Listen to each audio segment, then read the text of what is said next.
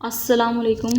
आज मैं आप लोगों के साथ एक मज़मून शेयर करने लगी हूँ। मेरा बेहतरीन दोस्त अनस मेरा बेहतरीन दोस्त है। हम दोनों एक ही जमात में पढ़ते हैं। वो बहुत मेहनती और ज़हीन है।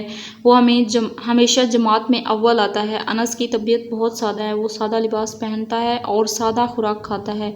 वो किसी से झगड़ा नहीं करता। वो बाकायदगी से नमाज अदा करता है। वो बड़ों का एहतराम करता है। वो अपने असातिज़ा की बहुत इज़्ज़त करता है।